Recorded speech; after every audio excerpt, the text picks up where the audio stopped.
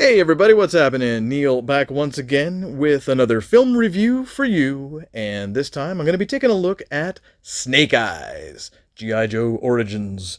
It's directed by Robert Schwenke, and he does a very good job. This is a really fun film with a lot of action-packed scenes, some really good performances, and a few very daring changes to what a lot of fanboys grew up with, so just like the He-Man show that I just talked about last time, this is going to be very much a test of certain fans. It could divide some fans, but hey, you got to applaud them for going into slightly bold new direction here, because this film is basically a reboot of the film series, so it's not related at all to the previous two, shall we call them guilty pleasures, that came before. They had their moments, but this movie is definitely the best of the three, if we were to compare, to the other two. Even though it's not as G.I. Joe so much as it is mainly a ninja movie, and that's cool. It apparently has Larry Hama's approval on it, and since he wrote most of the best Snake Eyes and Storm Shadow stories of the 1980s, of G.I. Joe stories in general, that's a really good sign, I'd say. I'm not going to spoil anything here, by the way. I'm not going to spoil anything about the film that you haven't already seen in the trailers, but I will review it. I'm going to try as hard as I can to review it as if I didn't know much about it. I'm going to try and give it an unbiased review. Like, what if I knew nothing about Joe other than the fact that, oh yeah, I remember the show and the cartoon and the toy line and how amazing the tie-in was. But no, I don't know. I mean, I don't know much about it. No. I'm going to pretend that I don't know. Because I know. I'm a huge G.I. Joe fan. I love G.I. Joe. I've been a fanboy since 1982. Which, gives me an interesting perspective on this story, because it is so very different from the comics and the cartoons. But, like I said, I'm going to try an unbiased review here, and I'm going to try and just review it as a film. So, Snake Eyes has, he's always been an enigmatic character who never talked. In this film, he talks quite a lot.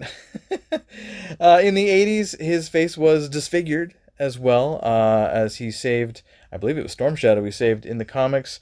And, that's basically why he wore the iconic black mask. So, yeah, it's very different.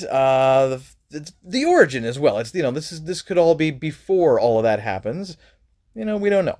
But for us fanboys, that are expecting certain things to go certain ways in terms of the story, the characters and what happens to them and things like that, not everything we expect to happen is going to happen, just because it happened in the classic stories. So, again, it's how much can we put up with? How much do we care? How much do we love these changes? Well, it's up to you. Now, Henry Golding, he does a remarkable job here, I'm going to say, with the role. Actually, he's very cool. Does a very convincing job of playing someone that I believe, could be a ninja. It could certainly be a commando. He's a really good fighter. In fact, he plays just a guy going around fighting for money, traveling from town to town in the USA, although most of the film is set in Japan, naturally. So that's another cool element to it, of course, being all about the Arashikage clan and everything. So, yeah, Golding, he's good. I got nothing bad to say about him. I think he was well cast in this role, and it doesn't matter really so much what, he looks like. I don't really care what the color of his skin is or whatever color of his hair is or whatever, it's not important. But he basically is a man out for vengeance because his father was murdered at the very start of the film, and he befriends another man, and he also saves the life of this man, Tommy Arashikage, who is otherwise known as Storm Shadow. He offers Snake Eyes the chance to join the Arashikage clan, and the head of security, this really cool woman named Akiko, she really doesn't trust outsiders. She doesn't trust Snake Eyes whatsoever.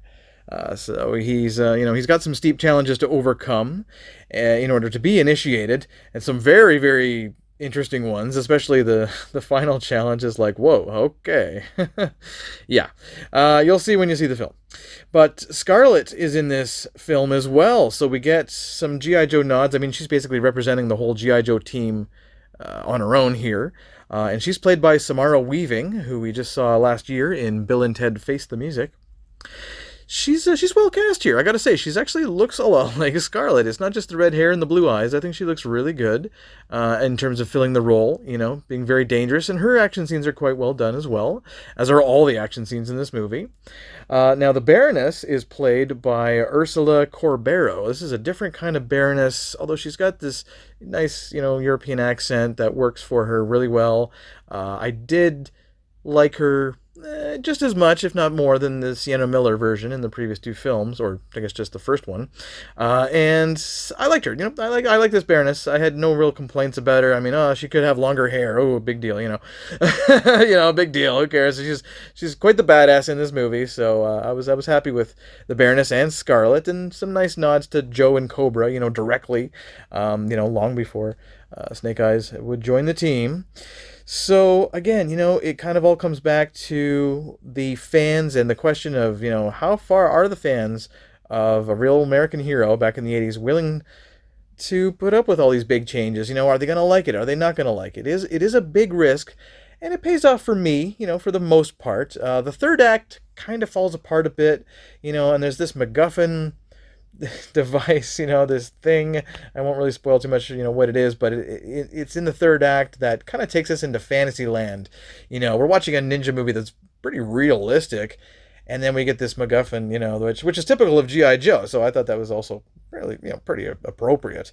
Kenta is this Yakuza boss as well. He wants revenge on the Arashikage clan for banishing him, and he's kind of a meh villain. He's just okay, he's out for revenge, and that's usual typical stuff. And Snake Eyes, he learns a lot of lessons along the way, and I really gotta hand it to the direction, and I really thought that the editing and the acting was really good, and the action set pieces and everything, the world, especially the Japanese world that they made here is really beautiful. So it's a good looking film. It's a lot of fun. Is it G.I. Joe? It's more of a ninja movie, than really G.I. Joe.